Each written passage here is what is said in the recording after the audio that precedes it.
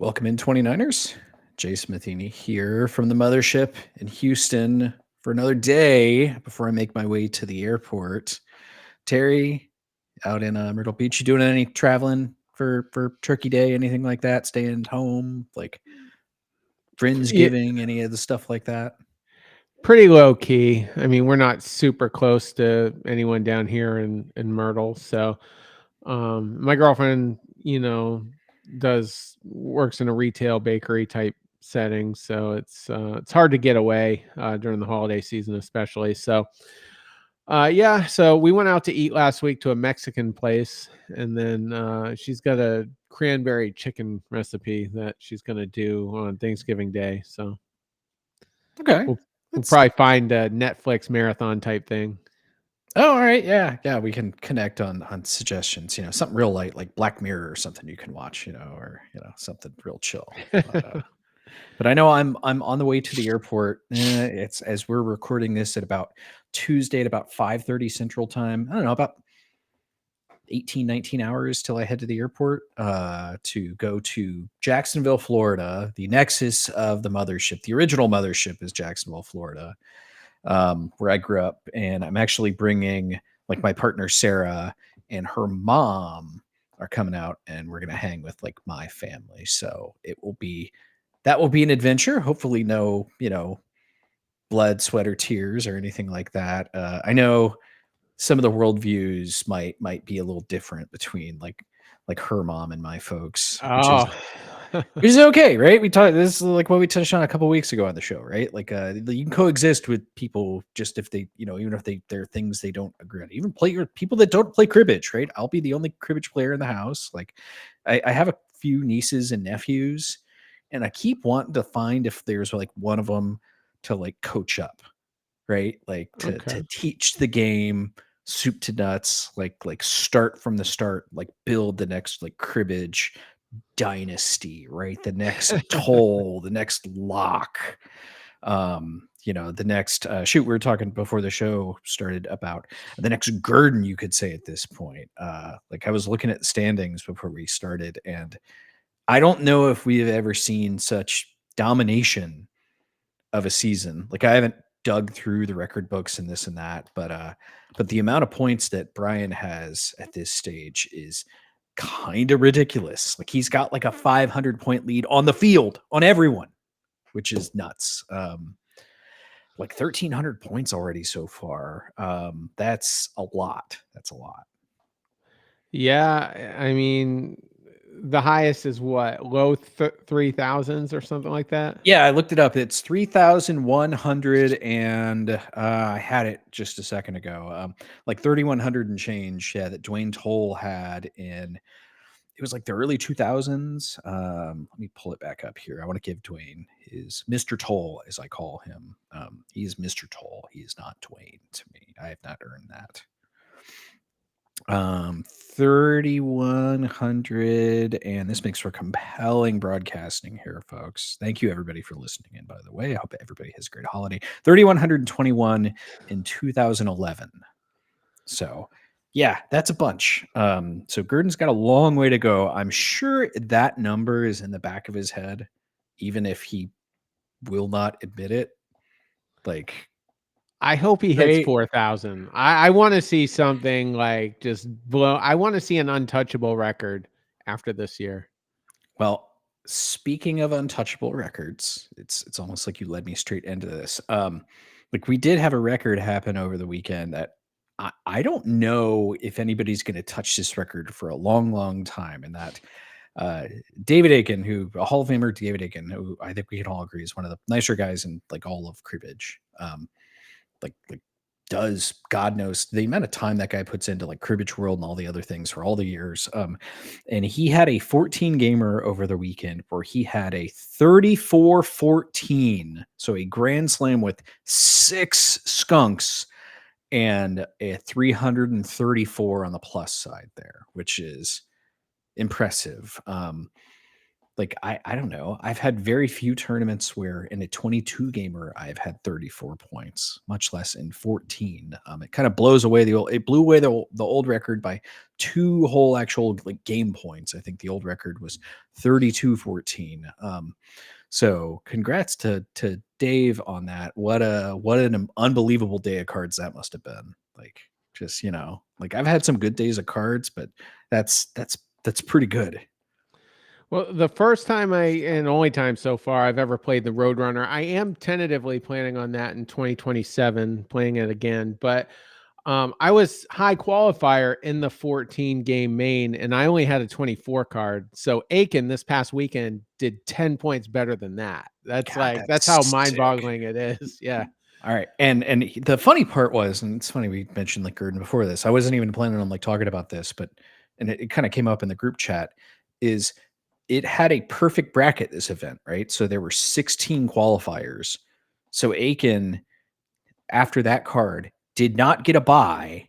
And who did he play? He played the low qualifier, the last one to get in, Brian Gurdon. So you can imagine having that scorecard. You're like, unbelievable. This. All right, let's see who I have. Oh, it's only the guy that has the most points in the entire organization by like a zillion this season. Although Dave did win the match. I think I saw he went like 3 rounds before bowing out. Poor guy, rough weekend, not even making the finals in that one. Dave's such a nice guy. Like I'm so happy for him with that one. But if there is a time for me to, I know this was kind of like my thing on the board is trying to get some sort of small advantage for the higher seed, whether it be, and I think first steal is reasonable for that. I don't think it's matters all that much. It's like 53% or whatever it is if you have the first deal in a playoff match. But yeah, if there's a time to like make a case for that, there is like the perfect scenario of this, right? Like Dave has this unreal day and gets zero advantage over anybody else in the rest of that field. Like something about that seems off to me. I mean, I like the idea. I would support it if the board ever decided to implement it. Yeah. Well, I mean, what are you going to do? Like have a sit in if you don't, or something like that, or if you didn't support it, you're just going to like, no, I'm just not going to play playoffs anymore now. No, yeah. I mean, obviously I'm fine either way, but I mean, I think all ideas should be explored, and I think that's a pretty good one. So here's one. I want to throw this one out to the 29ers. So cribbagepodcast@gmail.com. I'd really like to hear people's suggestions on the minor advantage, like right in almost all sports, you get like home field advantage, right? In the playoffs. Like if you are the better team, if you had the better season. That doesn't really happen in cribbage, right? Sometimes you get buys, sometimes you don't. But I'd like to know what you all think would be like a nominal advantage to give like a higher seed in the playoffs. Because I think the current status right now is to me not good enough. Like yeah, you get qualifying points. I've heard people talk about it with like pool money, right? Like pool money, side pools, but that side pools are not MRPs, right? That doesn't translate to like better chances of winning the event. So I'd love to hear anybody's ideas, crackpot or not. Like if y'all think there's a better way to do that. I don't know. It's like to me, it's like I feel like the higher qualifier should get some sort of 5 to 10% advantage. To me is what seems like that would be like fair. So anyway, just my 2 cents on that. I know I know it was myself and Lana Newhouse that brought it up to the board, like the first board meeting I was on. I think it was like her proposal. I supported it, and we went down, and it went down. I think it was 2-23 was the vote. It did not go over well. Um, so I'm gonna slowly like politic that. Like when I'm like 90 years old and I'm probably like the only one left alive in the entire ACC, then maybe I'll get it passed. But until I then, won't I'm be still here. gonna try. Yeah. Well, it's I don't know. That's one of those. Right? If you could pick your age that you live to, like I don't know what that would be, right? Like a million, right? 80. I don't know what you would pick if you would do that. Little side thing is we before we get into the fantasy draft. I don't know. Right? I wouldn't want to live forever. That sounds terrible. Right? At Yeah, some point I want to kind of, go off to that big give cribbage me world and 80 sky. and I'm good. I think 80 is fair. 80 and out. Okay. All right. All right. It sounds like there were always like Twilight Zone stuffs with like that, where like you could, or little like horror stories where like you find out your death or something about your death. And it usually ends up being like these tales where it's like people try to avoid it and that's what makes it happen or whatever it is, or all kinds of like, it's like a Greek mythology used to do that same stuff too. It's like the fate and destiny and all those things. So, okay. All right. Well, it's Thanksgiving coming up. And so for the fantasy draft this week, we're going to do Thanksgiving, I guess, side dishes. And as always, tradition lives. Like what gets classified as a side dish is kind of up to you. I know I have not really researched this all that well. I'm just doing some like hardcore Googling right now, seeing if there is anything that like stands out. Like we both, but I do still have the Nickel Destiny here. If you're okay with me flipping that one. Yeah, go ahead. Okay. You okay with me calling it? Yep. All right, I'm gonna like change it up slightly and go with tails. So we're gonna flip it, put it on the wrist there, and see if we can reveal at the same time. Ooh, and my hand shook, and it's a head. So, I'll tell you what. uh, I'll give you the option. ooh, what a guy! This is what is this like new Terry that we have here? Is it just holiday season has kind of like come about for you and you figured it out? Yeah, I'm gonna jump on the first pick then because I feel like there's a gotta have it for me. All right. So there's multiple names for this for people. I've heard some people say that they insist it is known as dressing, but I'm going to take stuffing, um, which to me is the first thing that goes on like my plate every time. Um, it is my grandmother, my maternal grandmother. Yeah, I always mix up maternal and paternal. My maternal grandmother used to make this like sausage stuffing that was just like I could eat a whole tray of it myself. It was always so good, just like sausage and cornbread, and they could have like herb like bread in it too and stuff like that, right? Carbs and cups, carbs on top of carbs. It was zesty. It was delicious. Yeah, it's my favorite thing. So I'm taking stuffing as my first side dish. It's the one I had to have. You could have taken that one last, and you would have been so Oh, safe. yeah, I know, but you know what? Like, to strategery aside, in these things, some things just deserve to be the number one pick. So that's the way it has to be. All right, all right. What do you got? You got two in a row here. Yep, I'm gonna go with the two that I have to have. And first one, I guess it doesn't matter the order, but tuna casserole is something I like a lot. Really, I've never had And that as like a side dish. Although I can't really eat like a like canned tuna. It's like a body issue. It's an issue that I have. I get gout sometimes. I don't know if this is an appropriate thing for this, but like it's gout sucks, y'all. Like I'm sure there are other people in the ACC that have it. It's a hereditary thing. It's not really like a thing you get from like how you eat. It's kind of a misnomer, if you will. But for whatever reason, canned tuna just like knocks me out for like days at a time. Um, but yeah, all right. I'm down with pretty much all casseroles. yeah, I had a backup one in case you happen to snipe me, but yeah, that's for some reason at my grandmother's house that was a common thing. And then the next one is probably one of the most common things, but I love it, and that's mashed potatoes, butter only. Okay. I'm not a gravy Not a guy. gravy guy. Okay. No, Do you like it like real like smooth, or do you like it with like lumps in there? Or, everybody kind of does it different. either way, as long as it's made from real potatoes, so I'll eat it. I remember always liking the instant ones that were in like served to me in like school, like elementary school, I think, or whatever it is. Yeah. Something about that one to me tasted like some different. But yeah, I think I've grown to the point where it's like, get the right one. It's the right ratio of potato to butter, and yeah, it's lovely. So When I was a corrections officer, they had the instant potatoes quite a bit, so I just got real old, and it's not as good.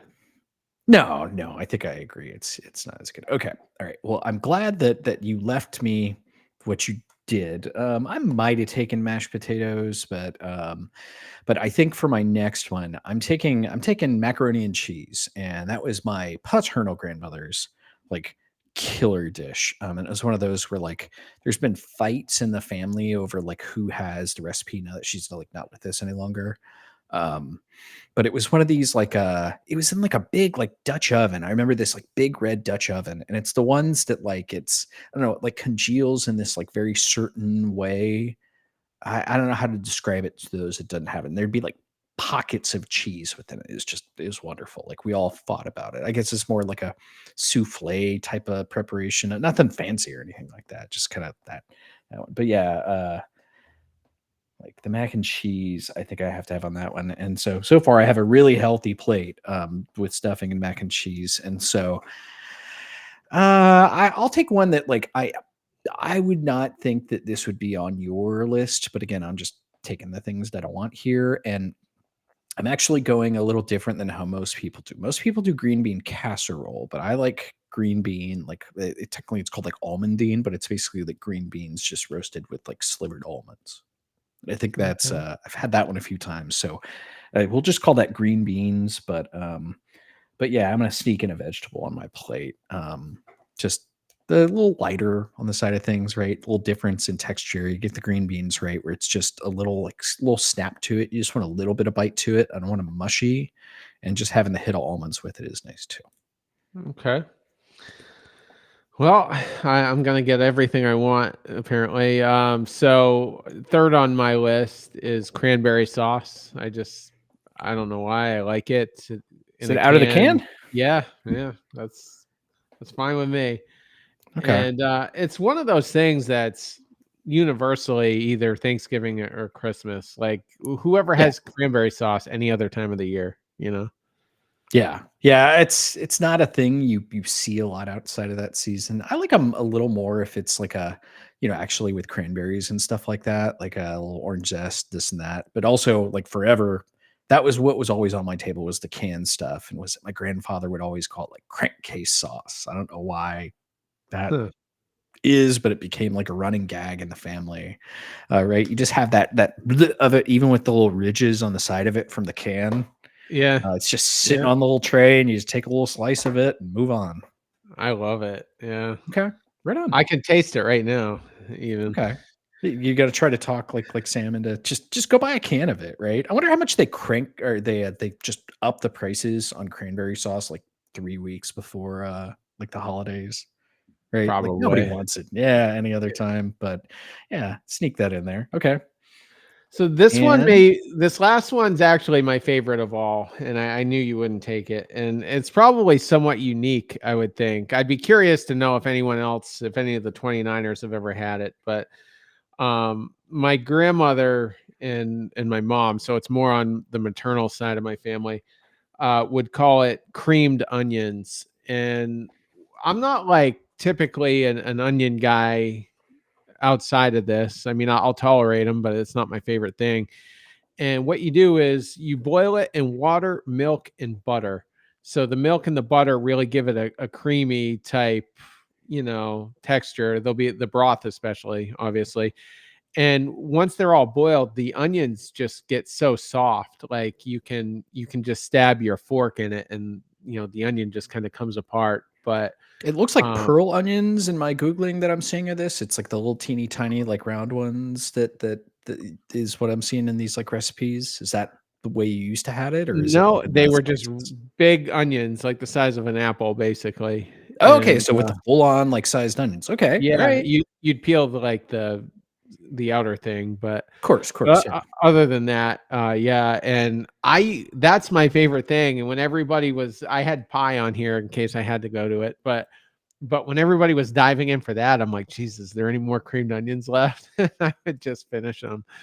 And so I that was on my mom's side of the family. I've never seen it anywhere else, but I love it.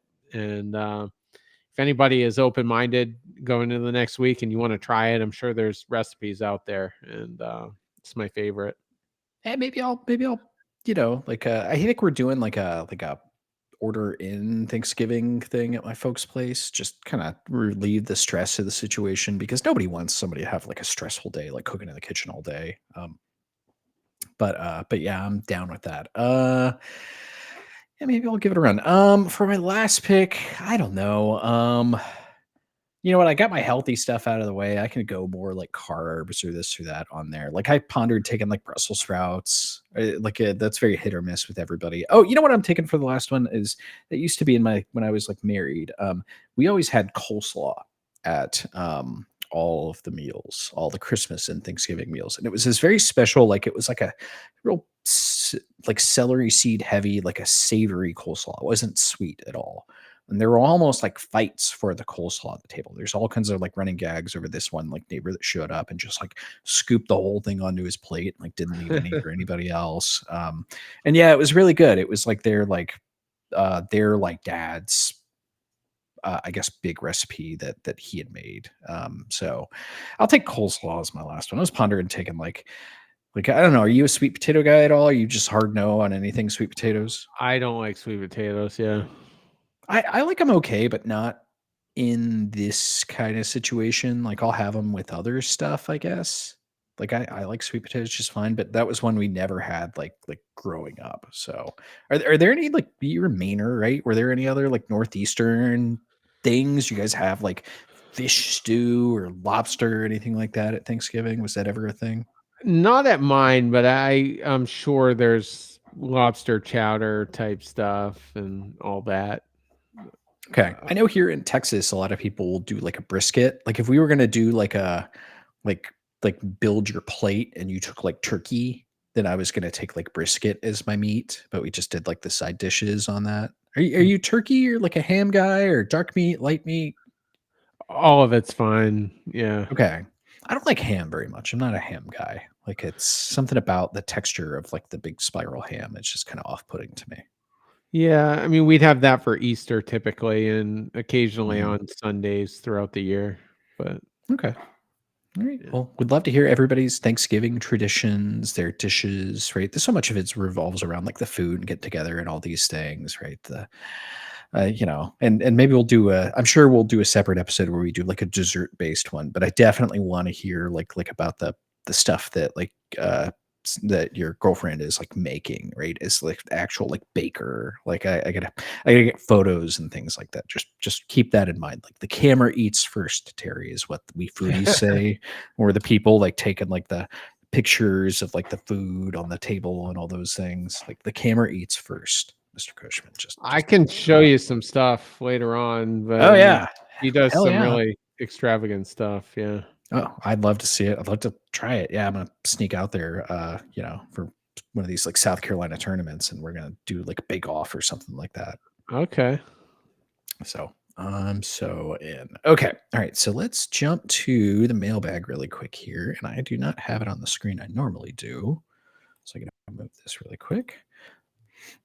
Let me see. Oh, we have big news. I didn't even think to like share this, and or I don't know if I want to tease this going forward, but I think we have some plans. What do you think? Should we talk about this or not? The next kind of competitive element of the show that we were talking about doing.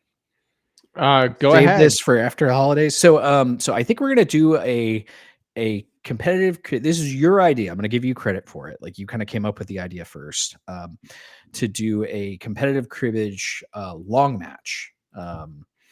So stay tuned for details. I think we're going to kick it off after the new year. Credit to Canadian Jordan, who has volunteered to kind of organize this. So we'll start taking entries at some point. Would love to hear from everybody on, I don't know if there's a specific way that we want to do the format. That some of those things to be determined, but I think we want more than like the 4 out of 7 that we were doing before. And yeah, so please keep that in mind if you guys want to join in on that one. At some point we'll start taking entries, but I know I'm excited to kind of get playing in some of these long matches online. This is kind of my favorite format of all these things, maybe even better than like live 22 gamers. Like I just something about playing online, you can play faster and I can kind of get in this groove. Like I don't know, do you feel like you play better or worse or the same online versus live? Is that a thing for you? I'm probably better live, I think, just because when you're able to make split-second moves, sometimes you don't think it through enough, and I find myself going, "Oh, why didn't I consider this?" Okay. plan B or plan C. Live, I tend to catch it before I chuck the cards. So Okay. I think I'm a little bit of a better player online. I think it has to do with like the speed of like play, and it just I can get in this like groove. It's almost like a drummer, when you just like don't, hitting on the thing. I can just kind of like have a pacing and have the way I'm doing things. Like I think with a couple of ones we did during like COVID, I actually did pretty well on, so I enjoyed that. Okay. The exotic unusual pets draft that we did, which was kind of a throwaway last minute thing, apparently resonated with some of the 29ers. So we got a couple of emails from that. The first one comes from Robert Milk. It says, "Hi, hashtag Team Terry and hashtag Team Jason. Bob, you got to get off that fence. Let's pick a side here." He says, "List of unusual pets." He says skunks. That they had one when he was 12. They trapped it, had it descented, and then treated it like a kitten or a cat. It ate cat food. It was litter box trained and became house trained. And the dog and the skunk got along great, snuggling together at night. I think I've heard of people doing like dissented skunks for a little while, but I have not seen one in a long, long time. I don't know if I ever have. So do you have to Okay. get it descented? Like, Yeah. I think it's like a procedure they can do on the skunk. okay. And So some states are probably hardcore and you need a permit type thing to do it, to have one or something. So, I don't know. You never know the laws on those things. Like I don't know if we've ever talked about this, but I remember once I was sitting in the lobby of the hotel in Raleigh, and there was like somebody that like walks down from the elevators. This is at the like hotel before the Hilton one or whatever, and they had a squirrel on a leash. Again, it was like I was just like, kind of did a double take, and it's like, all right, I'm in the Carolinas, okay, like right on. But anyway, okay. He also mentions tortoises, says they're somewhat common in Arizona. Says there are several requirements that must be met before you are approved to have one as a pet. The tortoises usually outlive their owners. By the way, this is appropriate timing. I don't know if you can hear that, but apparently my cat is screeching right now at the door, and he is seeking. Maybe he's screaming because he wants a skunk as a pet or something like that as a friend. So apologies for that. Just the life we live with like telecommuting and Zoom and things like that. Okay. He also mentions a koala bear, a sloth. He says a pet that he can outrun, and a jackalope. And says for hashtag Team Terry, he says he has 26 wins with 4 losses in finals, and says he won his first 10 finals before he lost in one. So there's somebody with wow. streak maybe as good as yours. So Better, I'd say, because yeah, I already have 4 losses. So 26 and 4 is impressive. So and I feel like if anybody knows his record, it's probably Bob. Okay. Also an email from Ryan Huffman, who won his like I think he won his first event a couple of weekends ago. Ryan's a nice guy. I like him. And I was happy to see that he took down a trophy. Says, saw your post, meaning yours, on the ACC Facebook page. Let me say it's time for a move to a different platform, Cribbage Pro being an ideal landing spot. You have a good, clean interface, Android, iOS ability, and a developer who wants to make it happen. For the life of me, I can't with the 2 current options. Played last year quite a bit, just burned out on it. Took a whole year to even do it because the UI, which stands for user interface for those who are not like computer savvy. I think I'm saying that one right. Is brutal. I know a lot of people who feel the same in the ACC.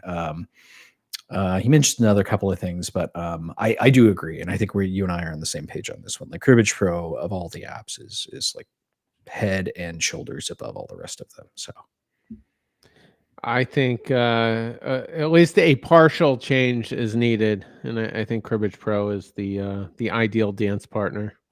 I still feel like there's ways to do the internet cribbage like differently, and I'm not like internet commissioner. Please understand, I'm not criticizing the folks that work with that team because they are doing a pretty thankless job. But I wonder if there's ways to do that in other ways. I do love the automated, like I think you and I both played the online ones, like like the 9 gamers I like, and it just shows you how quickly if we could just like automate scorecards, right? Those 9 gamers take like, I don't know, hour and a half, something like that, and it's just so much faster. So 22 gamer, just automated scoring and everything else, and no funny business. Yeah, that sounds great to me. And I always wonder, like, we talked about this a little bit on air or off air, because as always, the off air show way better than the on air show. So at some point we'll release that special Patreon like off air listening abilities, but We'd be so done after episode one. we would be, but We'd both be hey, it's suspended from the ACC. this is an unsanctioned show. We can say whatever the hell we want. So ethics committee, y'all can stick it. Like, y'all want to call me in and play a recording of this, have at it. Like you can't control my mouth. Like, nobody can. Anyway, off I forget even where we were going with that, but yeah, I just feel like that would be great.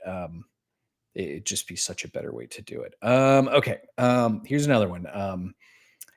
Hi guys, I try not to reach out too often, but I have things to say about the recent draft of Out There Pets. First of all, I'm very disappointed in Jason taking the quote, "I don't judge" quote stance on horses. I don't know if I should censor this. That's great, right? We can curse on this show, right? We Yeah. just talked about it. It's unsanctioned. Fucking horses. I love horses as an idea, but in reality, they're like owning a boat that can die at any moment. They're literally built to run, but you ran too fast, dead. Too big of a bite, dead. Hurt the nail on your finger leg, dead. Also, that their legs aren't legs, they're big fingers. That's weird. That I've never heard before.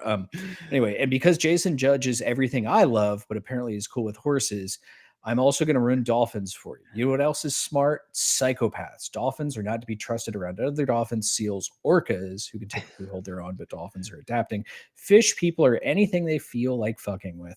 I'd rather run into a shark in an ocean than any given dolphin. I would rather know my murderer's MO. Dolphins, what a bunch of bastards. I guess I should give some warnings before we start reading emails like these for those who are like driving around with their kids in the car, but so be it.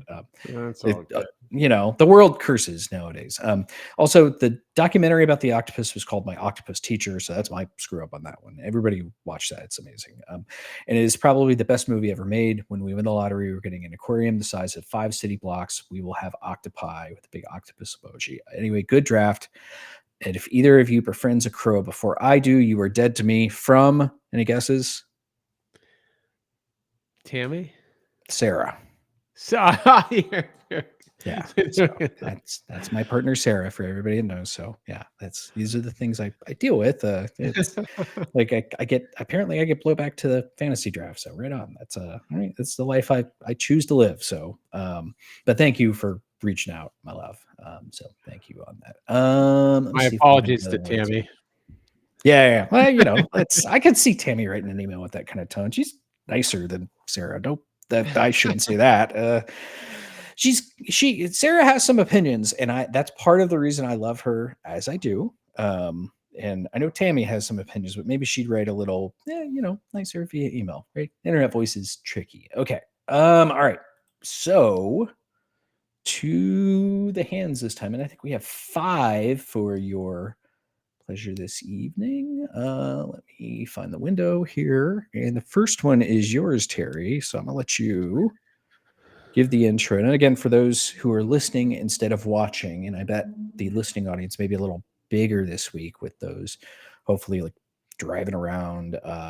Please stay safe on the road. So if you are in fact listening to this stuff, again, as always, I recommend take a pause, right? Like sit down, maybe not do this part while you're driving, but if you're listening and you want to like do the hands, hit pause between the hands, think about how you do it, then kind of hit unpause and we'll do this. So anyway, okay. So I think we have the format set back up here. So without further ado, please go ahead. All right. I didn't have any tournaments this week, but I came upon this one on Cribbage Pro.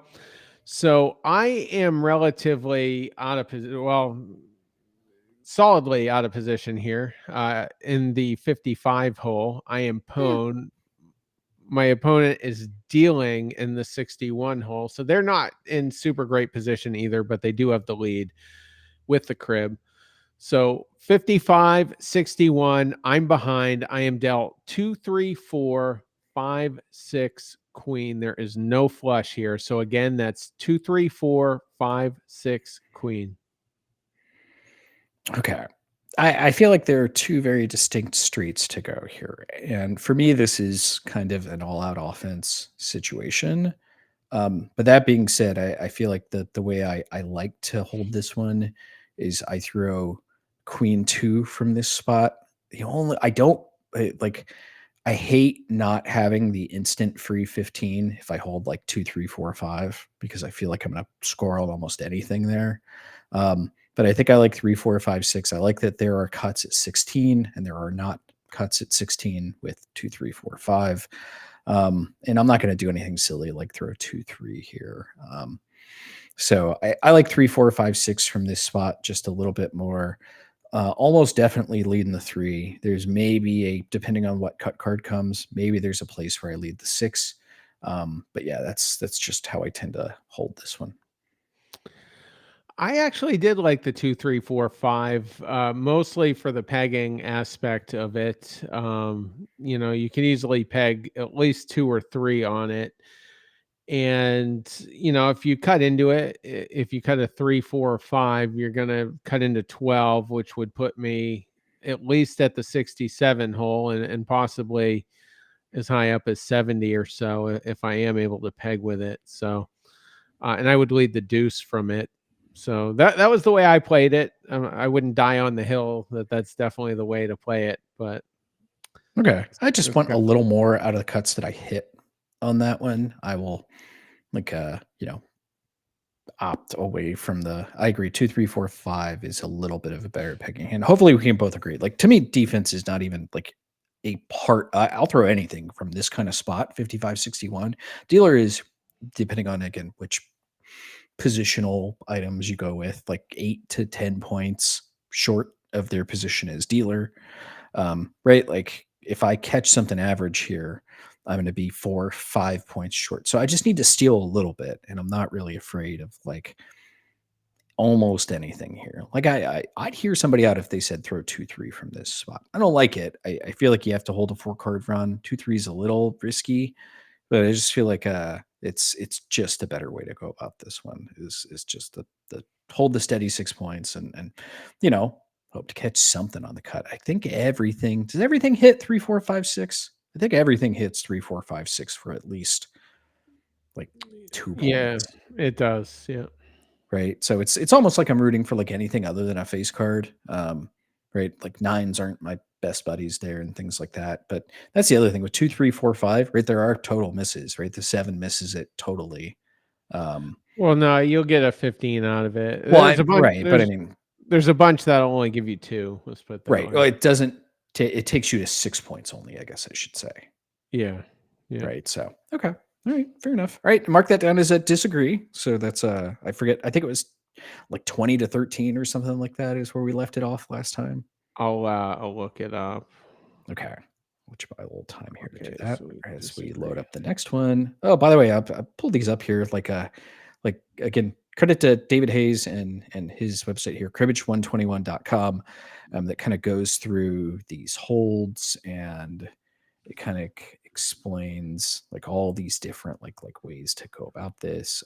Player crib, opponent crib. Now I'm confused as to what this table is like trying to tell me. I'm sure David will correct me later on like the but it's doing it for the next hand. That's why. Okay. So this one came from Ted Panos, who emailed it in nicely enough. Who of us hasn't been in this spot before? So you are first count in hole 113. Your opponent is dealing from 103, and you get dealt the lovely, lovely hand without any flushes of 3, 4, 6, 7, Jack, Queen. Right? How many times you've been in a spot like this where it's like, oh, I got this game pretty much in hand. As long as I pick up a little something here, I should be just fine. And then you get a total clunker like this. Yeah. Yeah. It's like trauma coming from me here. This is a good puzzle from Ted, just because I feel like it's one of these spots with opponent dealing in 103.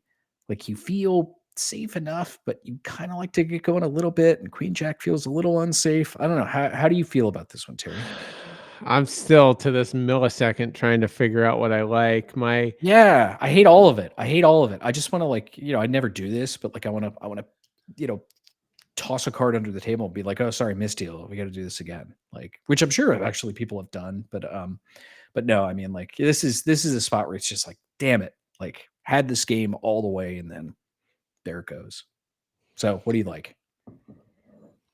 I really want to throw the Jack Queen. The one other scenario I was thinking of was perhaps 7 Queen and keeping 3, 4, 6 Jack, but it's just hard. I mean, a 2 or a 5 gets you close enough, or well, actually, 5 yeah, gets you out, right? 5 gets Oh, me cool. out. Yeah. But I just I feel like if I miss totally, I'm gonna want pegging options to try to get to the if I could get to 117, I'd be thrilled.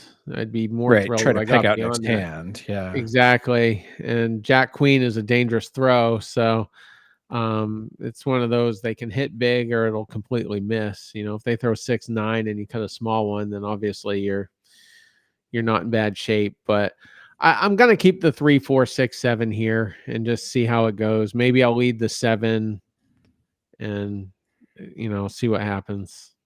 I think it depends on my opponent in a spot like this, and like most opponent is gonna read you for, try to play it like you don't have enough. For me, I like throwing queen 6 here, um, like, from this spot in particular, holding 3, 4, 7 jack. Feel like I have some decent cuts at 4 and 5 points, which is almost like my goal here, right? Like, an ace gets me 4 points, a 2 gets me 5 points. 3 I'm not thrilled with, but it's something. Like, a 4 gets me 4 points, 5 is a great cut. Like sixes and nines are kind of all my only real, like, dead ones, and I guess like 10 queen king. So there's, kind of half the deck, but it gives me some options within the pegging. I like that I have a 4 to lead from, especially against a nuanced opponent who isn't going to be afraid to necessarily pair in a spot like this. Um, right, like, so I just, I don't know, if the opponent was maybe a little further back, right? Or closer, I would say. Maybe they're 105, 106. Then I'm more apt to just kind of throw the jack queen and just, hope for the best. But in this spot in particular, I think I like queen 6 a little bit better. So you're going for a touch of defense. Yeah, I mean, like I said, I have some flexibility with depending on what cuts, how I want to go about this, and whether I want to try to trade pegs. But most of the cuts that hit 3, 4, 6, 7 are gonna catch a piece of 3, 4, 7 jack. And like I said, just jack queen, right? It can go so badly. And your opponent can have a 2 hand and a 16 crib so easily with that one. If the faces were split at all, right? Or even king queen, like, I'm much less afraid to do that. If this is jack king, then I think I throw jack king. Mhm. But I think jack queen is just a little too risky for my tastes here. So, all right, 2 hands, 2 disagreements. We're trending away on this one. All right, this one comes from, oh gosh, I'm going to screw up his name again, and he even sent me like a pronunciation guide in the email box. I believe he said it's you say it like kazoo, but with double e. So Ezra. Now I'm overthinking how to say kazoo, kazee. So we're gonna go with that. And I thought this was an interesting one. This is one when he's playing Cribbage Pro, and you are first count from 110, and your opponent is dealing at 112, and you are dealt 2-2, 4-4, 6-9. And like, I thought I felt good about how to do this one, and then like I started kind of second guessing myself because there's like, I don't know, Terry, I'll jump on this one. Like, I think you have to hold the set 6, right? Which is, but I don't know if I want 2 2s or 2 4s with this one. I guess I'll take the 2 4s, so 2 4 4 9, just because the 7 cut gives me some points versus with 2 2. I guess 7 cut hits me either, It does, but yeah, yeah. I think I like the double 4 a little bit more. But I could be swayed either way here. Yeah, any thoughts on this one? Well, My initial thought was to keep the deuces with only 1 4 because I may be able to get them in, but actually, yeah, I think that would be my way no matter what. I was thinking trap a 5, but you're throwing the 6 so that you're not gonna trap a 5. Yeah, I'd keep deuce, deuce, 4, 9 here.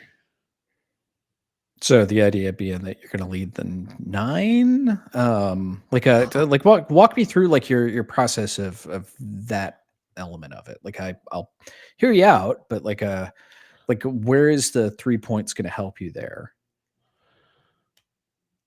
I mean, I guess if you cut a 6 and you get to 8 points, then you need the extra three, right? You need the two to goes Yeah, three. yeah.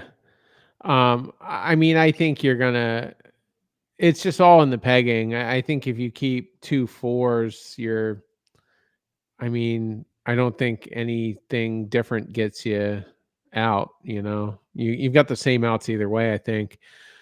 But, I'd probably lead the 4, you're right, and if they play a 9 on it, I may actually pair the 9 and still try to get my 2s in anyway. Hmm.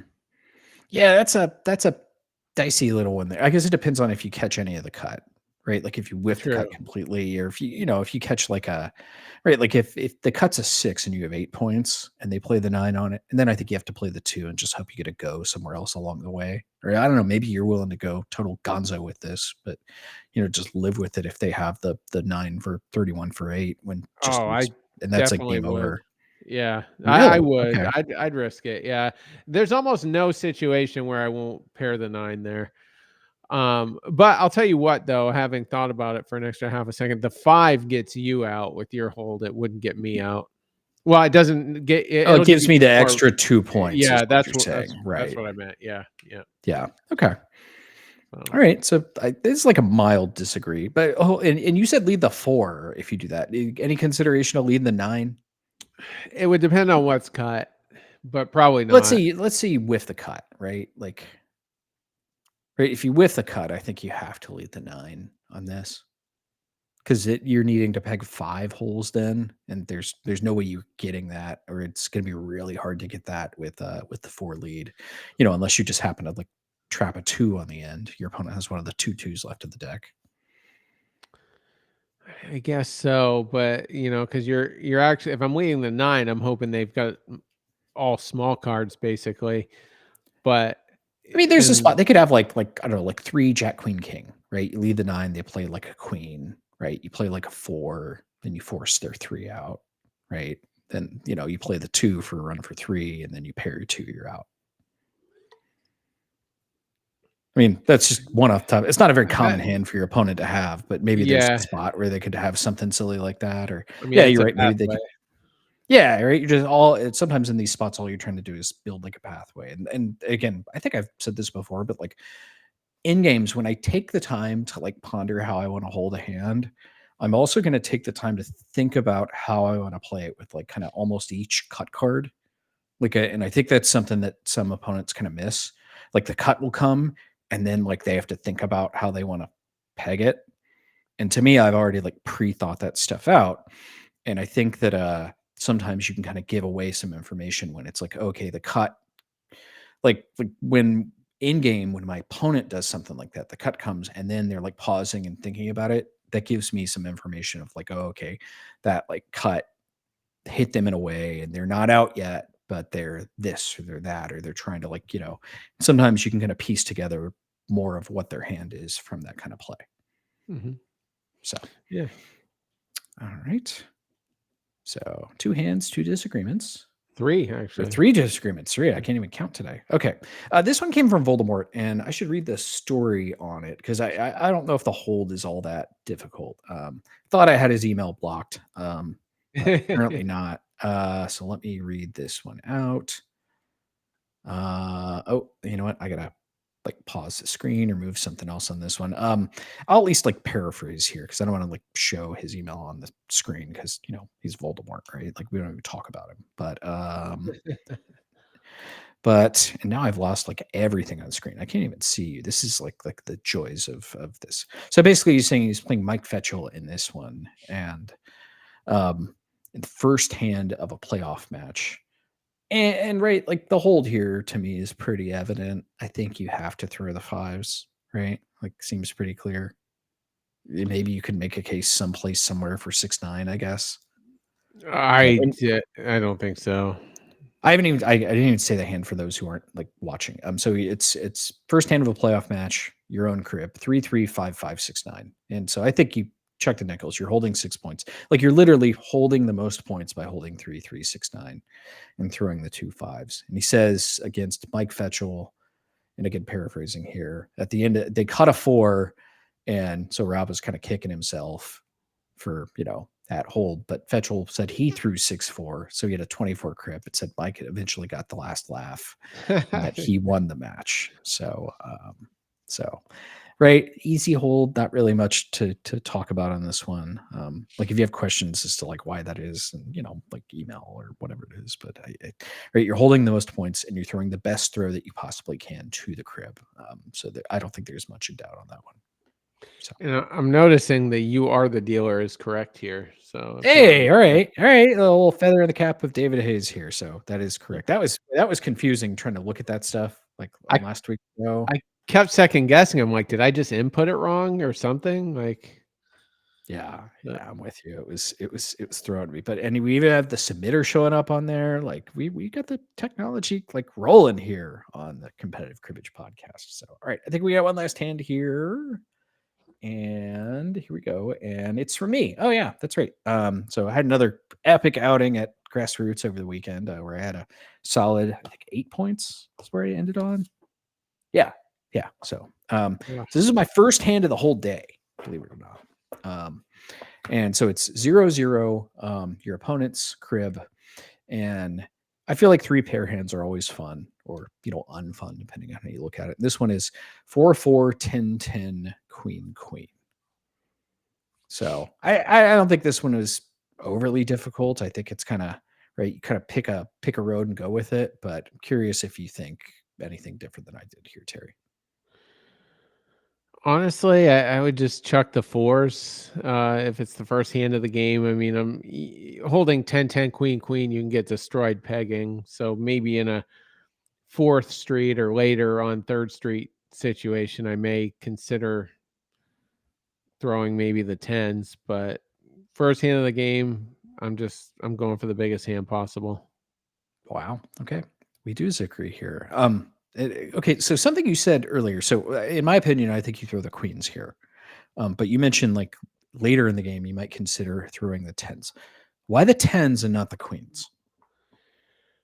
You're just more open ended, I feel like. To what? Oh crap! I had it backwards. You're right. Okay. No, All right. that's that's why you were questioning it. Yeah. So I would throw the queens. Okay. All right. I feel better. I think later in the game, depending on what the position is, right? Here, there's the other question. If you were going to break this, right? Like sometimes I'm playing matches, you're playing against people that like I'd rather just, kind of take some variance out of the equation, right? Like especially somebody I know if somebody's a very inexperienced player, just a very bad player, right? Like I don't want to necessarily throw caution in the wind and throw queens here and potentially, give a big crib in a game I feel like I should win. If you're going to break this, and there's the kind of other question, how do you break it?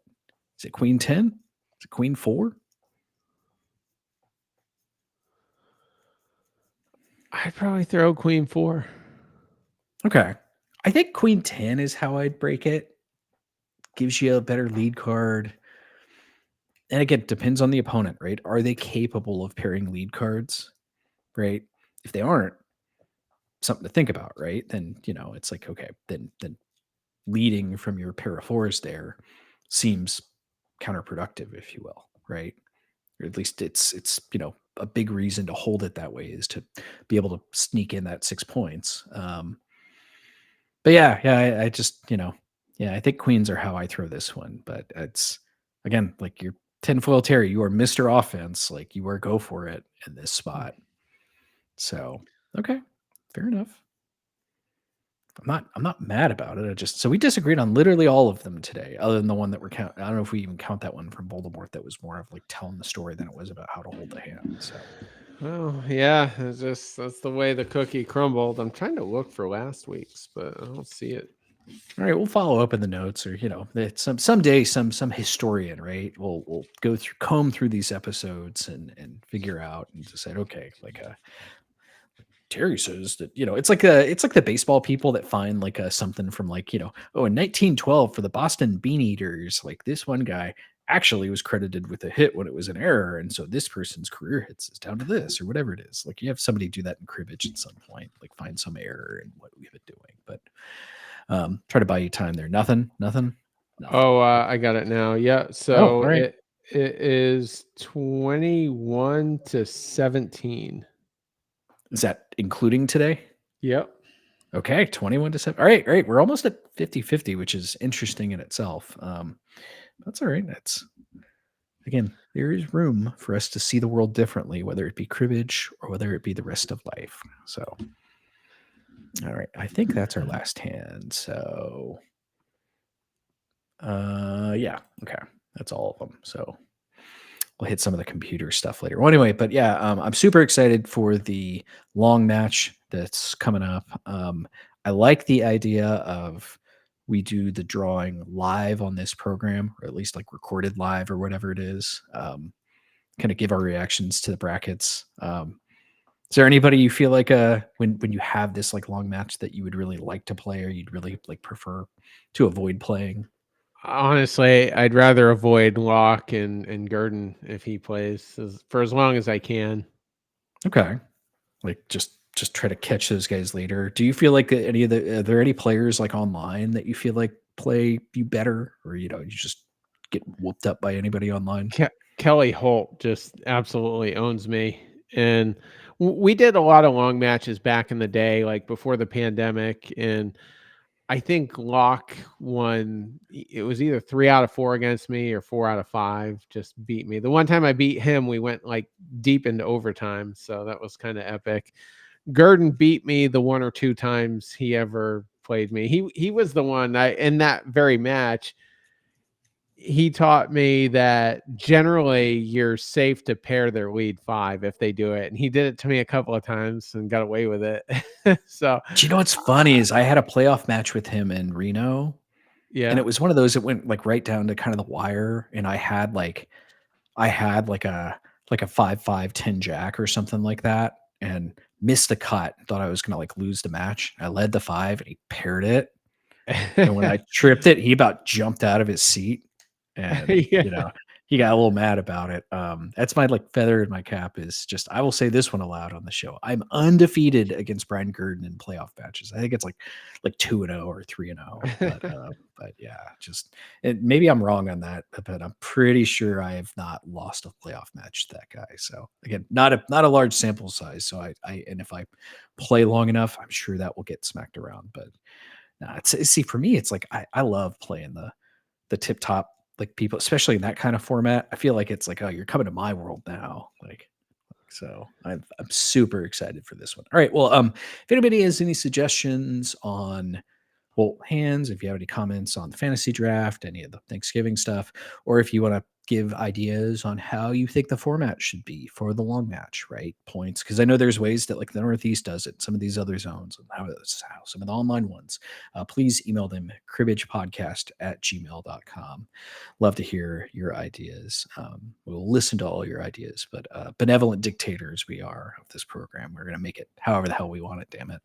So, all right. Well, Terry, I hope you and Sam and anybody else you hang out with over this week just has a great Thanksgiving. Like, eat all the good stuff. Have your what'd you say you were having again? Like, it was like a chicken something or other. It's like a cranberry chicken recipe where there'll be chunks of cranberry with like a cranberry like broth, I guess would be the lack of a better word. Okay. I'm curious. I don't know if I see those things like connected. I bet it's good for the record. Like, let me, I'm a little more open minded than you in terms of trend cuisine, just a smidge, but that one sounds pretty good. So, We've had it before. Yeah. yeah. It's pretty good. Yeah. All right. All right. And maybe is it tangy, like kind of orange chicken kind of thing? Is that kind of the flavor profile that you're going for? I would say sweet, but not necessarily tangy. Okay. All right. Fair enough. Yeah, Yeah. I'll, like I said, we'll have our, like normal Thanksgiving like stuff. I think it's like from like a barbecue place, so it'll be like the barbecue sides more than likely. So it'll be like smoked turkey and this and that, and probably like I don't know, baked beans or whatever it is. So, but it's definitely a lot better than just killing yourself in the kitchen all day long. Maybe I'll bake. I bake okay. Nothing like Sam, but like I don't mind like baking. It's like cooking is like art and like baking is like science. And I'm much better with like science than art. I'm sure nobody would guess that if they knew me. So, all right. Okay. Well, all right. Well, I hope everybody has a great turkey day. Again, one last shout to the inbox, cribbagepodcast@gmail.com. Send all your fun hands. And I know there are tournaments going on over the weekend. So everybody kill it over the weekend. But most importantly, like enjoy time with your family. Be safe out there on the roads and with travel. And yeah, have a great week.